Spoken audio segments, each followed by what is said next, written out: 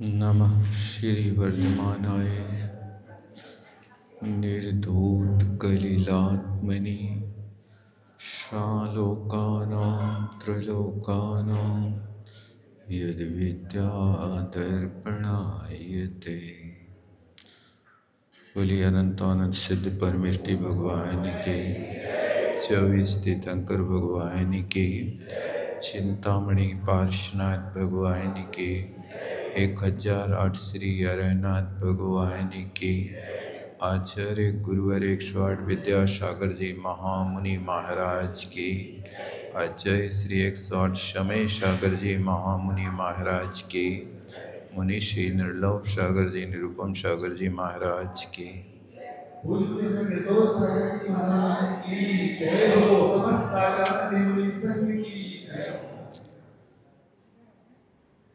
सम्यक दर्शन का पालन करने के लिए सम्यक दर्शन के 8 अंगों को संभाल करके रखना पड़ता है। यूं कह सकते हैं 8 अंगों के समुदाय का नाम ही सम्यक दर्शन है। उन 8 अंगों में प्रथम अंग निशंकित अंग। निशंकित का अंग होता है शंकायाः निष्क्रांता इति निशंका। आप तागम पदार्थ के विषय में कोई शंका नहीं होना चाहिए। जिनेंद्र भगवान ने जो कहा है वो सत्य है। हमारी बुद्धि में असत्यता हो सकती है,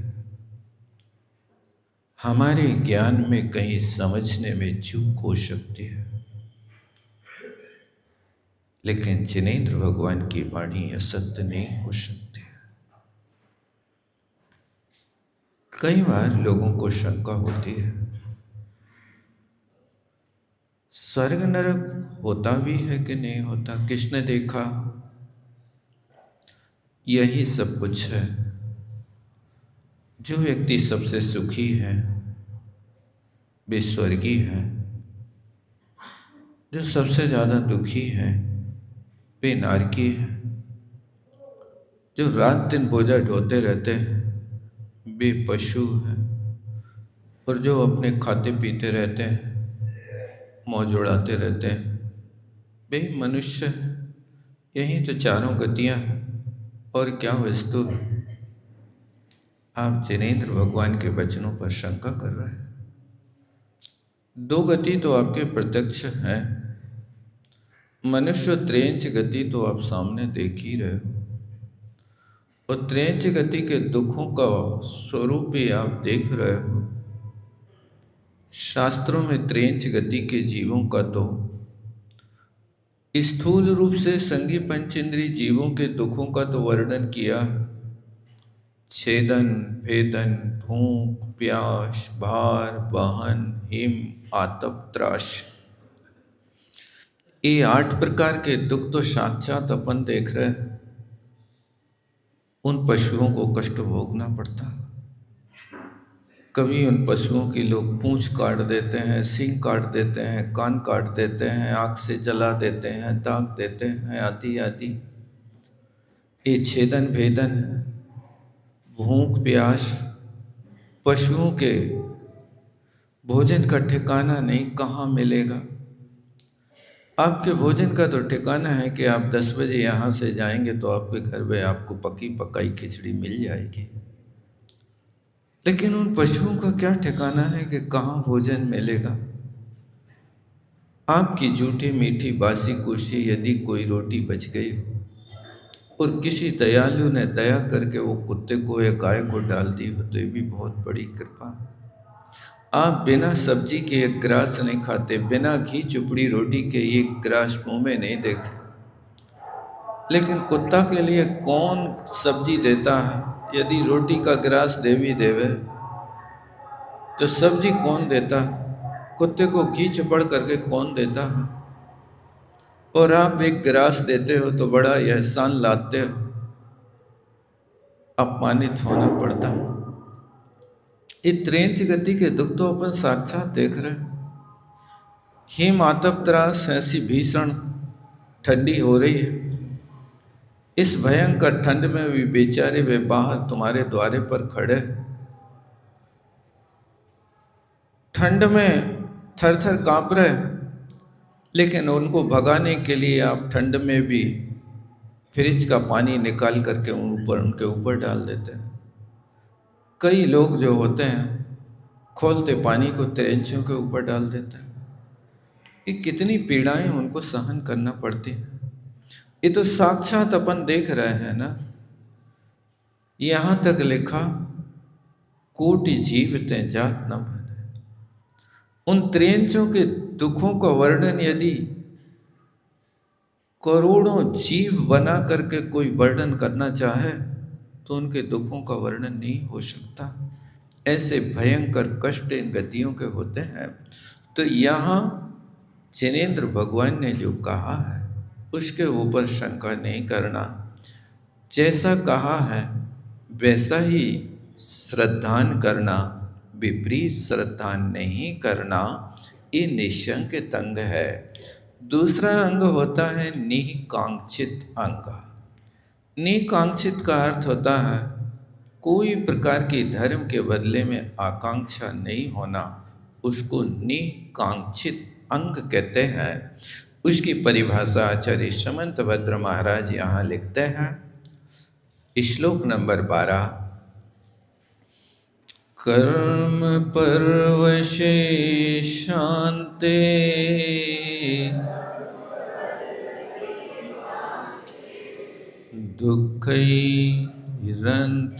दुःखैरन्तरितोदये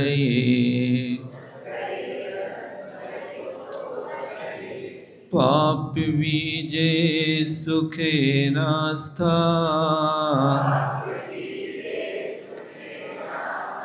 श्रद्धा नाकांक्षणा स्मृता। कर्म परवशे शान्ते दुःखैरन्तरितोदये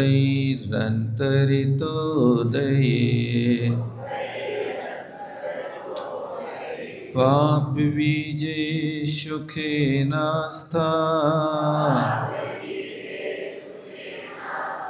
श्रद्धा नाकांक्षणा स्मृता।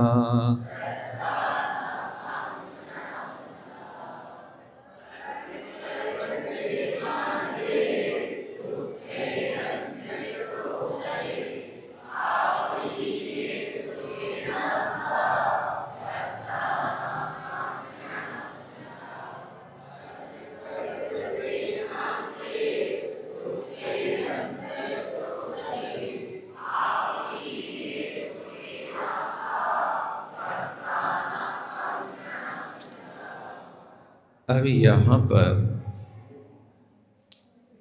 सम्यक दर्शन के दूसरे अंग का वर्णन किया जा रहा है। कितना गंभीर अर्थ है। गंभीरता से विचार करना। व्यक्ति धर्म के बदले में आकांक्षा करता, उसके लिए यहाँ कहते हैं, हे आत्मन, कर्म परवश ये कर्मों के अधीन है। कौन है कर्मों के अधीन? जो इंद्रिय सुख है, इंद्रिय सुख कर्मों के अधीन है। यदि आपके पुण्य कर्म का उदय है तो आपको सुख सामग्री स्वयं उपलब्ध होगी, और पाप का उदय है तो जो सुख सुविधा आपके लिए उपलब्ध है वो आपके हाथ से छिन जाएगी। इसलिए बार बार चिंतन करो कि सारी की सारी व्यवस्था पूर्वकृत कर्म के उदय से चलती है। आपका कैसा कर्म है, आपने पहले कैसे कर्म किए हैं, आप ये मत सोचना कि हम बहुत अच्छे परिवार के हैं, हमारे लिए कभी कोई कमी नहीं हो सकती है, हम कभी कोई दुखी नहीं हो सकते। भाई, परिवार तो अच्छा हो सकता है, लेकिन तुम्हारा कर्म कैसा है? परिवार आपके बाहरी सुख सुविधा को बटाने में सहयोगी होता है, लेकिन कर्म को बटाने में कोई सुखी नहीं होता। कर्म तो व्यक्ति को स्वयं को भोगना पड़ता। आप देखते हो घर में सब साधन संपन्न हैं, लेकिन जो व्यक्ति रोगाक्रांत है वो पलंग पर पड़ा पड़ा बेचारा अकेला ही कष्ट पा रहा है। उसको समय पर रोटी मिल रही है, दवाई मिल रही है, सेवा मिल रही है, ये सब दे तो रहे हो आप, लेकिन उनकी आंतरिक पीड़ा को कौन बता रहा? वो अपनी पीड़ा आपके सामने रखते भी हैं तो आप सिर्फ संवेदना प्रकट कर सकते हो। आप घबराओ नहीं, आपको कष्ट नहीं होने देंगे। लेकिन ऐसा तीव्र कर्म का उदय है कि तुम संवेदना दे रहे हो, दवाई दे रहे हो, लेकिन दवाई काम नहीं कर रही। क्या करें? इस परिस्थिति में इंद्रियों के सुखों की आकांक्षा नहीं करो। इंद्रिय सुख जितना है उतना ही भोगने की अपनी संतुष्टिपूर्ण कार्य को करने की कोशिश करो। इसलिए इंद्रिय सुख के विषय में आकांक्षा नहीं करो।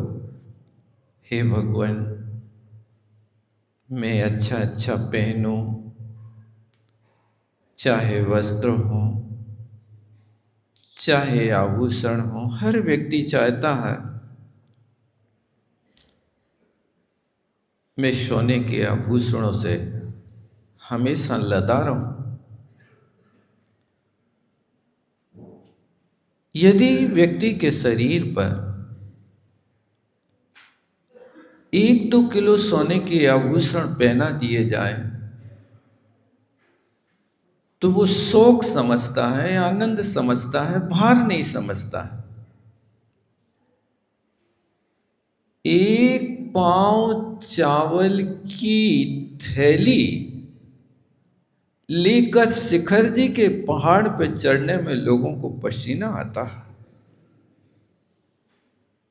लेकिन 1-8 किलो सोने को पहन करके चढ़े तो उसको कुली को नहीं देता कि भैया ये करधोनी बहुत वजनदार हो गई, गले को हार बहुत वजनदार हो गया, हाथ की कड़ा बहुत वजनदार हो गए, जो मोबाइल बहुत वजनदार हो गया, ये सब चीजें थोड़ी तुम तो ले लो।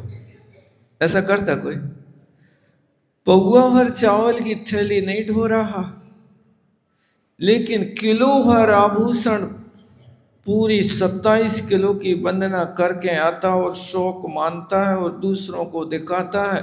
अपने गले के हार को दिखाने के लिए कपड़े के बाहर करेगा, कड़ा को दिखाने के लिए हाथियों बार बार दिखाएगा, करधोनी को दिखाने के लिए कमर बाहर करेगा, क्या क्या करता है। देखो हम ऐसे धनी आदमी हैं। ये सब चीजें कर्म के उदय से मिली हैं, इसको सुख मत मानो भैया।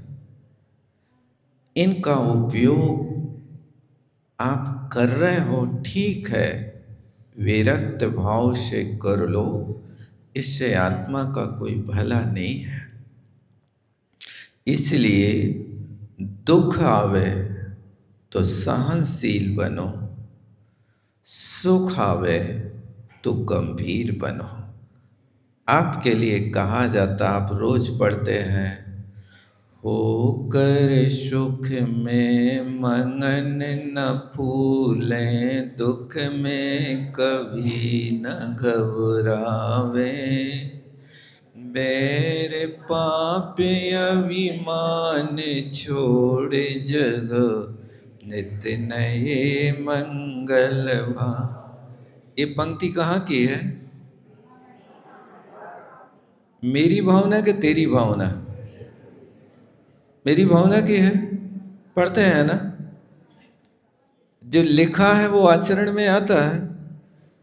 होकर सुख में मगन न फूले, सुख यदि मिल रहा है तो फूलों ने, और दुख मिल रहा तो कूलों ने। दुख आता है तो कूलने लगते हैं, सुख आता है तो फूलने लगते हैं, आनंद मनाने लगते हैं। आप कोशिश करें, ई कर्म परवसे, कर्म का उदय ध्वजा की तरह इधर उधर हमेशा डोलता रहता है।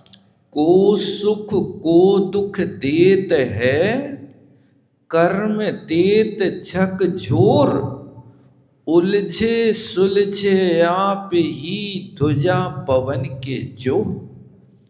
को सुख देता है, कौन दुख दे रहा है? वो ऊपर शिखर पर लगी हुई ध्वजा को कौन उलझा रहा है और कौन सुलझा रहा है? कोई भगवान कर रहा है क्या? वो पवन के जोर माने हवा का झोंका लगता है तो बोई सुलझ जाती है, और बोई पवन का विपरीत दिशा में आता है झोंका तो बोई उलझ जाती है। को सुख को दुख देत है, बोई कर्म रूपी हवा का जब झोंका आता है तो व्यक्ति दुखी हो जाता है, और वही कर्म रूपी हवा का झोंका आता तो सुखी हो जाता है। कौन सुख दे रहा है, कौन दुख दे रहा है? ये सुख दुख की कल्पना के विषय में जैसे हवा के माध्यम से ध्वजा उलझ रही और सुलझ रही, इसी तरह यहाँ पर भी कर्म के उदय से हम सुखी और दुखी हो रहे। किसी को दोष मत दो, तुमने हमें दुखी कर दिया, तुमने दुख दे दिया। भैया कोई किसी को ना दुख देता है, ना कोई किसी को सुख देता है, ये तो तुम्हारी कल्पना है। इसलिए कभी कोई प्रकार की अपेक्षा नहीं रखो। ये निकांक्षित अंग है सम्यक दर्शन का, इसको पालन करना बहुत कठिन है, सहज नहीं है। इसलिए कर्म परवशे, कर्मों के अधीन है। और शांति, शांति माने चाहे सुख रूप कर्म हो चाहे दुख रूप हो, सबका अंत होता है। कर्म शाश्वत नहीं रहते हैं। आज सुख है तो कल दुख है, 4 दिना की चांदनी और फिर अंधेरी रात है। अंधेरी रात का काल ज़्यादा है और उजेली रात का काल कम है। क्यों? आप कहो 15-15 दिन तो है तो, लेकिन 15 दिन होते हुए भी हमें तो पता ही नहीं चलता। हम अपनी गुफाओं में घुसे रहते हैं, कब अंधेरी रात हो रही है और कब उजेला आ रहा है। इसलिए कर्म के ऊपर भरोसा मत करना, कब पासा पलट जाए। जो व्यक्ति आज करोड़पति है, उसके करोड़ का कब गोल हो जाए, लोप हो जाए, तो वो करोड़पति का अकेला लोप हो जाए तो रोडपति बन जाए, और रोडपति के आगे एक का जुड़ जाए तो करोड़पति बन जाए। कोई ठिकाना नहीं। इसलिए कहा जो रहा किसी दिन बादशाह, वो पथ का आज भिखारी है। जो रोटी को मोहताज रहा, वो वना राज दरबारी है।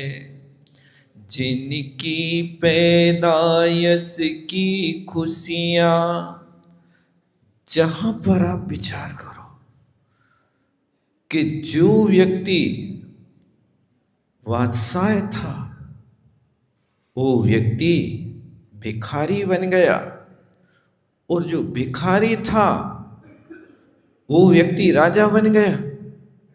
जो रहा किसी दिन बादशाह, जो बादशाह था वो आज भिखारी बन गया।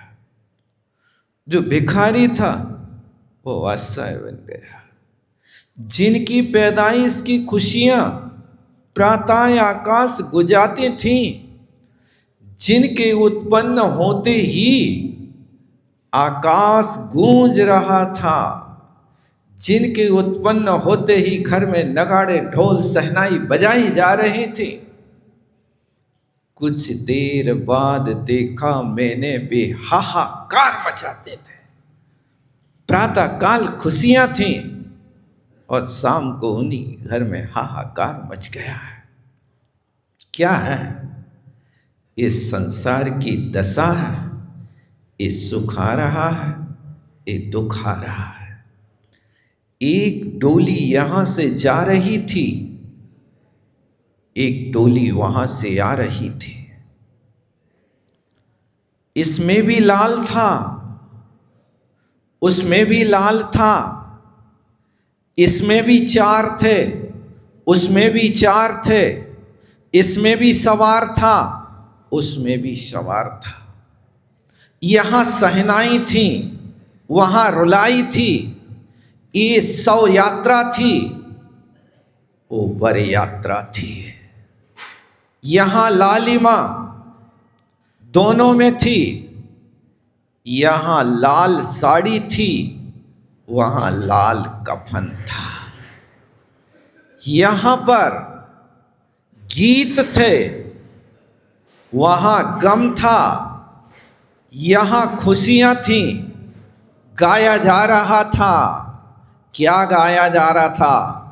ले जाएंगे, ले जाएंगे, दिल वाले दुल्हनियां ले जाएंगे। यहां खुशियां थी, वहां गम था। राम नाम सत्य है, राम नाम सत्य है। यहां आरती उतारी जा रही थी, वहां अग्नि की मटकी जलाई जा रही थी। वहां पर भी लोग थे, यहां बाराती थे, वहां शव यात्री थे। यहां पर बारात थी, वहां पर शव यात्रा में भी लोग थे। एक डोलियां उठाई जा रही थी, यहां लालिमा थी। यहां जो वधू की साड़ी थी वो लाल थी, और वहां कफन लाल था। ये क्या बात है? ये दोनों के लिए आना जाना हो रहा है, लेकिन दोनों पर लालिमा क्यों छाई है? एक खतरे की घंटी है। क्या खतरा है? शमशान जा रहे हैं, वहां लाल झंडी, लाल कफन उड़ाया जा रहा है। खतरा है। शमशान जो आता है वो अपने पैरों से नहीं आता है। शमशान जब भी आता है वो दूसरों के कंधों पर आता है। इसलिए एक व्यक्ति कहता है, भैया मैं अपने जीवन के अंत में एक और गुनाह करूँगा। मैं अपने जीवन के अंत में एक और गुनाह करूँगा। लोग पैदल चलेंगे, मैं उनके कंधों पर चलूँगा। जीवन के अंत में एक और गुनाह करूँगा। एक गुनाह है कि जीवन भर तो तुम अपने पैरों से चले, लेकिन शमशान घाट कोई भी व्यक्ति अपने पैरों से नहीं जाता है, कंधों पे जाता है। इसमें भी चार थे, इसमें कहार थे, उसमें परिवार के 4 बेटे थे। ये वहां पर डोली ले जाई जा रही थी, यहां डोली घर की ओर आ रही थी। कहां सुख कहां दुख, दोनों टकरा रहे हैं एक दूसरे के साथ में। आप देख लो, जहां प्रातः आकाश गुंजाती थी खुशियां, वहीं पर देखा जा रहा है शाम को राम नाम सत्य है, राम नाम सत्य है। ये राम नाम सत्य आप किसको सुना रहे हैं बताओ?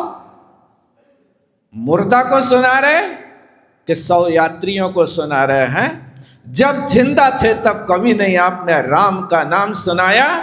जिंदा बाप से लट्ठम लट्ठा, मरे बाप को पिलाए मट्ठा। जब जिंदा बाप था तब लट्ठ चलाते थे, मरे बाप के लिए आज उनकी आरती उतार रहा। जब जिंदा बाप थे तब कभी चरण नहीं छुए, आज मुर्दा के चरण छू रहा है। जब जिंदा बाप था तब कभी आरती नहीं उतारी, आज फोटो के सामने आरती उतार रहा। जब जिंदा बाप था तब कभी तिलक नहीं लगाया, आज फोटो को तिलक लगाया जा रहा है। दुनिया की उल्टी रीति है, क्या करो? कौन कहे, किससे कहे? कुएं में भांग पड़ी है। एक कर्म पर्व से शांत है, कर्मों के अधीन इंद्रिय सुख है, इसलिए उस पर ज्यादा आस्था मत करो। देखो ये सब विशेषणों के ऊपर आकांक्षा, अनाकांक्षणा ऐसा शब्द निकालना। आकांक्षा नहीं करना निकांक्षित अंग माना जाता है। इसलिए हमेशा कर्म सिद्धांत के विषय में विचार करते रहो और विचार करो कि हम जिसकी ओर दौड़ लगा रहे हैं वो हमारा कितना साथी है।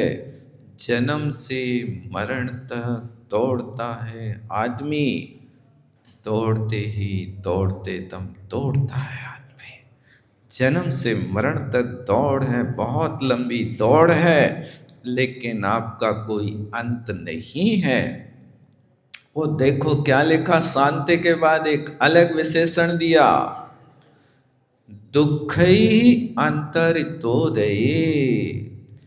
ये जो तुम्हारे लिए इंद्रिय सुख है, ये दुखों से मिला हुआ है, दुखों के साथ इसका मिश्रण है। आप इसको पूरा सुख मत मान लेना।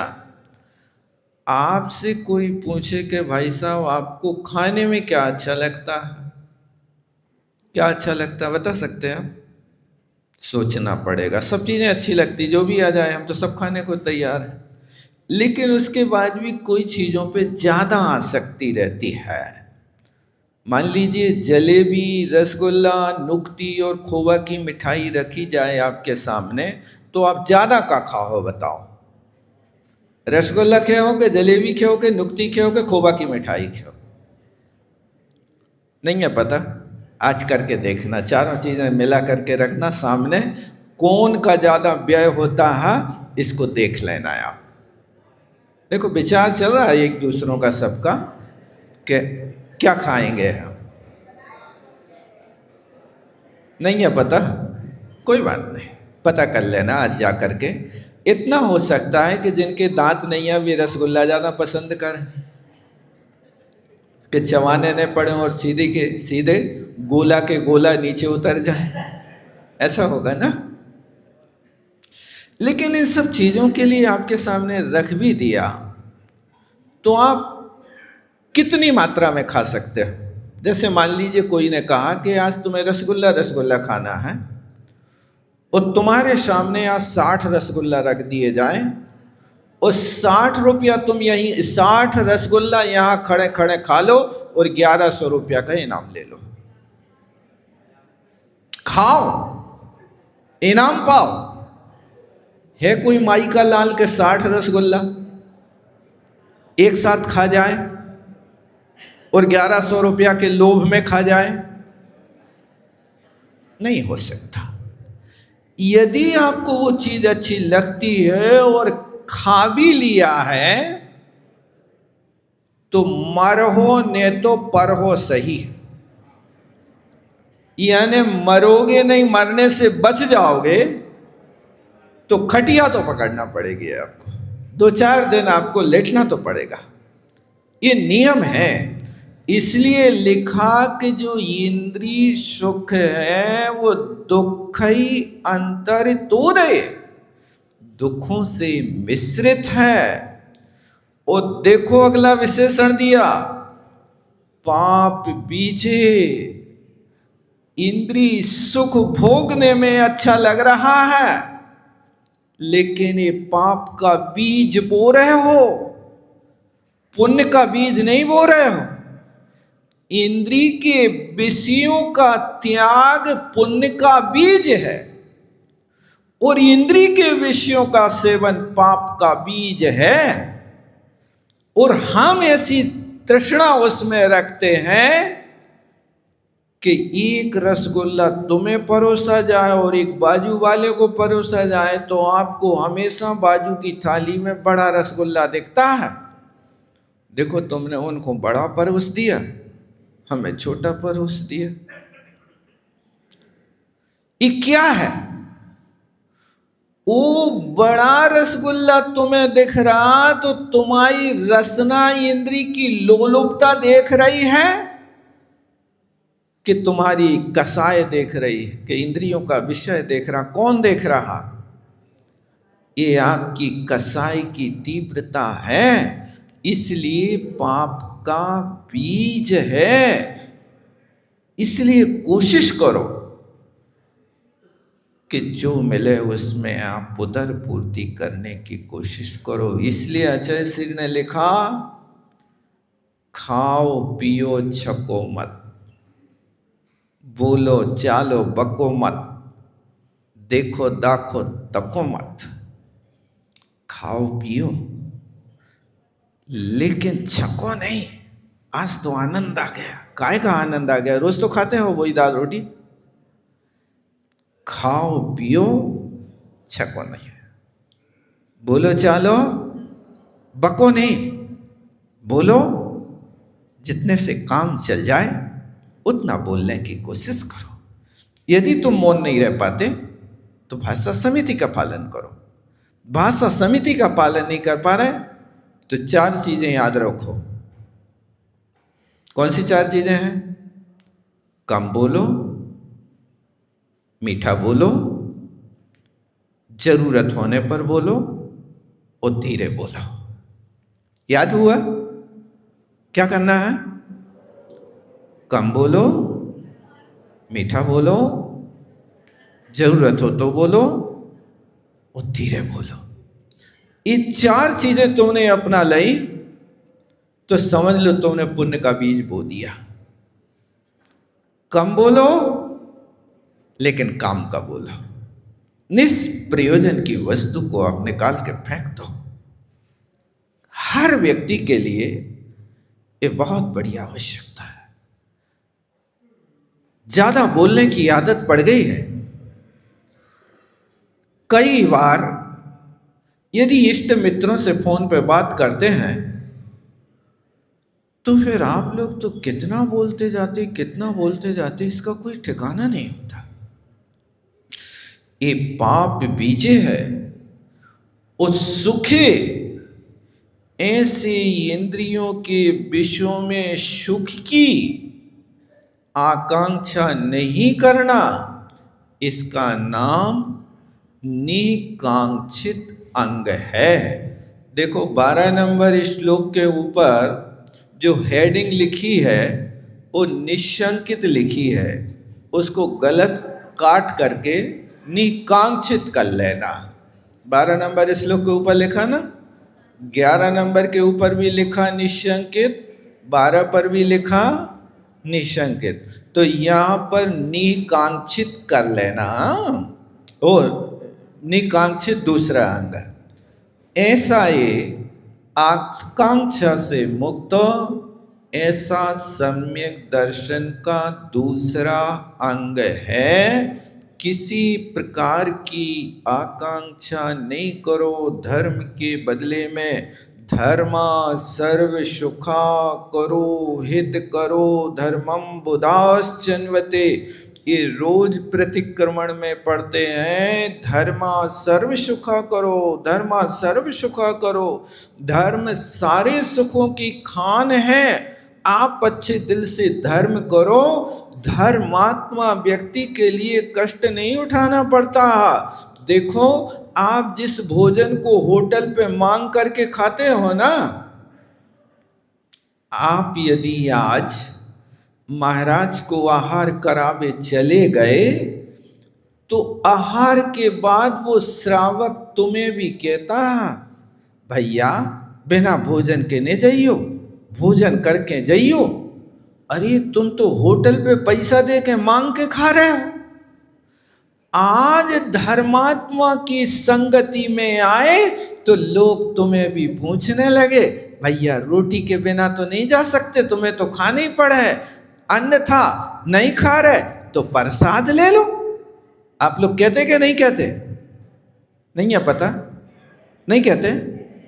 कहते हो?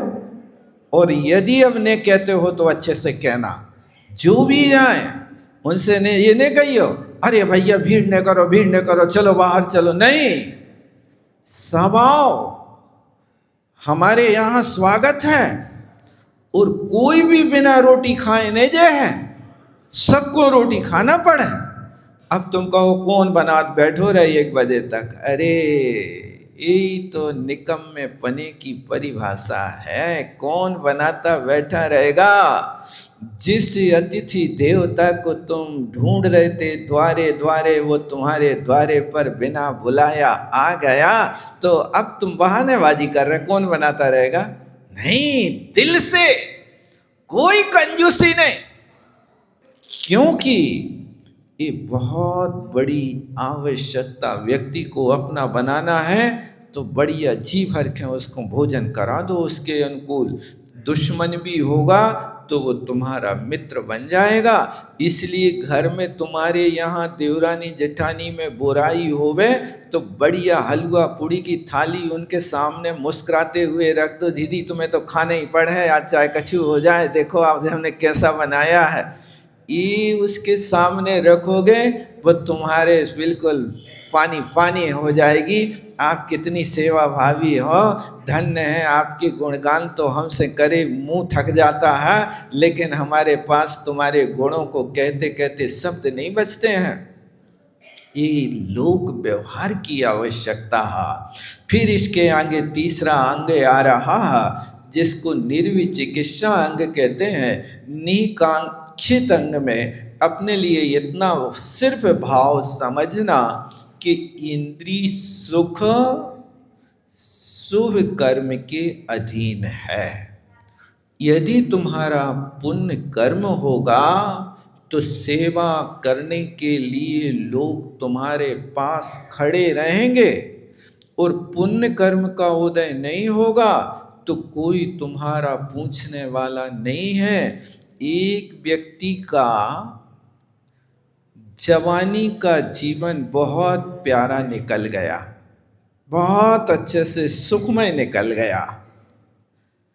अब वो व्यक्ति का बुढ़ापा आया तो बुढ़ापे आने पर एक ज्ञानी अनुभवी व्यक्ति ने उससे पूछा, भाई साहब आपकी जवानी तो बड़ी प्यारी निकली, अब बुढ़ापा कैसा बीत रहा है? तो उस व्यक्ति ने कहा, क्या कहा? आप लोग सुनना नहीं, उसके विचार को लिख भी लेना, और यदि उसके विचार को तुम अपने विचार में ढालोगे तो तुम्हारा बुढ़ापा भी जवानी से बहुत सुंदर व्यतीत होगा। क्योंकि रास्ता तो वही, हर व्यक्ति को उसी रास्ते से गुजरना। मनुष्य पर्याय है, तो मनुष्य में तो बुढ़ापा का रोग सहन करना पड़ेगा। एक देवगति है जहां बुढ़ापा नहीं होता, बिना बुढ़ापा के वे लोग अपना जीवन व्यतीत करते हैं। लेकिन अपने यहाँ तो 50 वर्ष के बाद आपकी इंद्रियां शिथिल होने लगती हैं।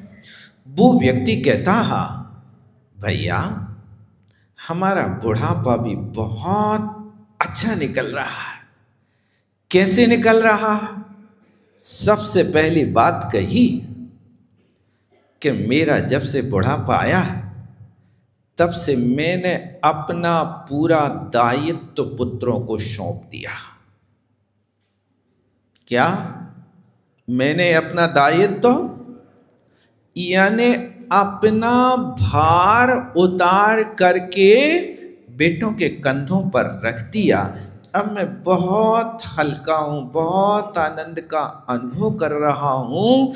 जो व्यक्ति बुढ़ापे तक अपने जनेऊ में चाबी बांधे रहते हैं, उनके बेटा वे सोचते हैं कि अब ये कब इनका जल्दी होगा भगवान, इसलिए आने के पहले उनके लिए दायित्व सौंप दो।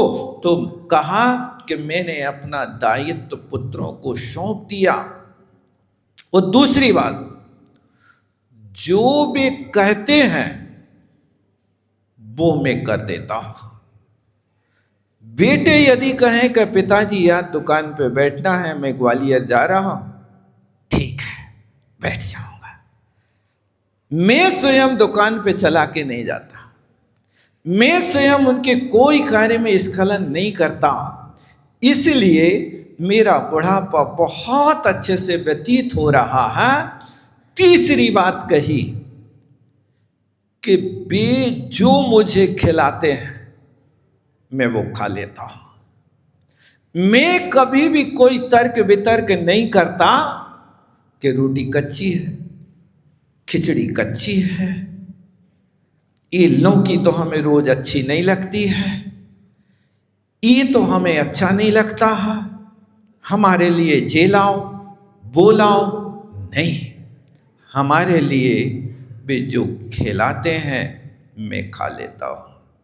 क्या आपकी भी आदत ऐसी है कि आपके लिए जो खिलाते हैं वो आप खा लेते हैं, कोई चीज की मांग नहीं करते हैं, गुस्सा में कभी कोई बात नहीं करते हैं? ऐसा करते हैं क्या? कोशिश करो, कम से कम 1 सप्ताह का नियम लेना कि मेरी थाली में जो आएगा वो मौन पूर्वक प्रेम से खाऊंगा।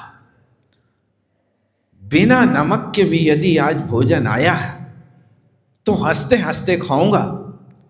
आज आपकी थाली में बिना नमक का भोजन आया और आपने बहुत प्रेम से खा लिया, और आपकी पत्नी ने कहा कि आज आपने कुछ नहीं मांगा, आज आपने कुछ नहीं कहा, क्या बात है, क्या हो गया?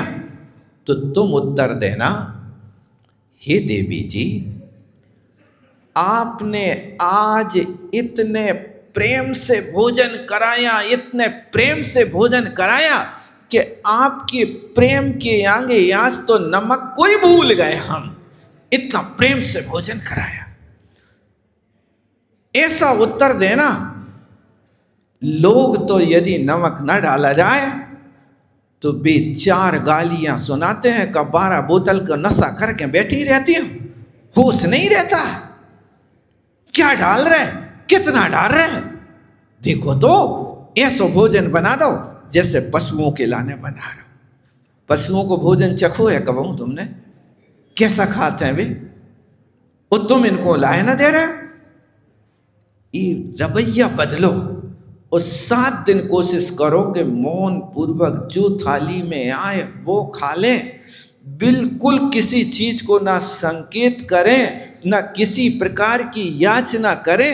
तुम करोड़पति घर के मालिक होकर के और चुटकी भर नमक के लाने भीख मांग रहे?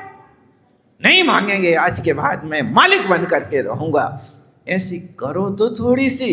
यदि ऐसी साधना करोगे, दूसरे दिन से तुम्हारी थाली में बिल्कुल सारी चीजें पहले चख हैं, जैसे गिलकी बनाते ना लोग, तो पहले चख लेते हैं, कड़वी तो नहीं है। इसी तरह तुम्हें जो दाल परोस है वो पहले चख लें कि भाई नमक की कमी तो नहीं है।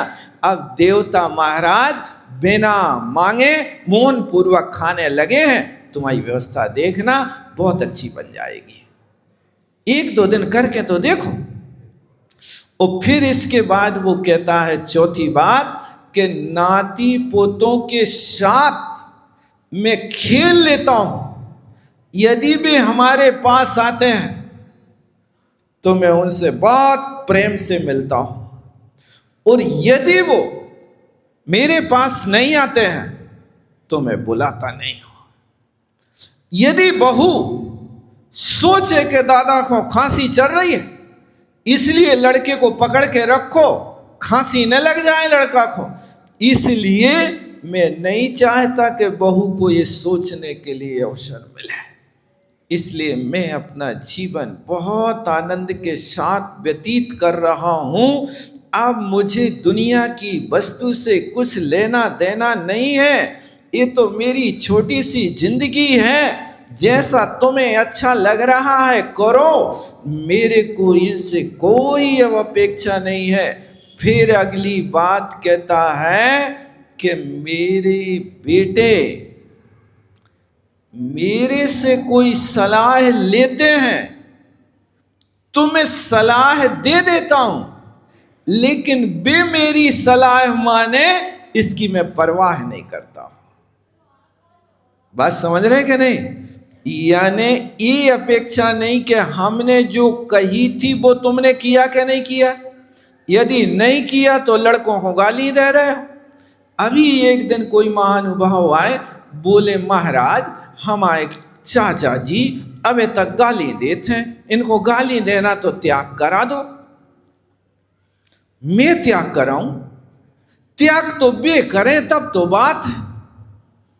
उनकी भावना अंदर से होवे कि बुढ़ापो आ गो, तुम्हारी जवानी की गाली अभी तक चलती जा रही, अब जब जवान थे तब तो तुम लोगों के सामने गाली दे देते थे, अब तो इंद्रियां शिथिल हो रही, अब तुम गाली दे हो तो 4 गालियां भी तुम्हें सुना के चले जाएं, क्योंकि अब जमाना बदल गया है। जिनको तुम उंगली पकड़ के चलाते थे वे आज तुम्हें उंगली दिखा रहे हैं। फिर रोहो कि जिनको चलाया हमने उंगली पकड़ पकड़ के, वे आज चल रहे हैं तेवर बदल बदल के। जिनको आज हमने उंगली पकड़ के चलाया वे आज तेवर बदल बदल करके चल रहे हैं। बातें बहुत सारी निष्कांक्षित अंग में है। समय अपना हो रहा है, फिर अपन देखेंगे। यहीं विराम लेता हूँ। बोलो आचार्य गुरुवर विद्यासागर जी महाराज की। चावणी के ज्ञान से सूझे लोकालोक, श्रोवाणी मस्तक धरूं सदा, हे जिन वाणी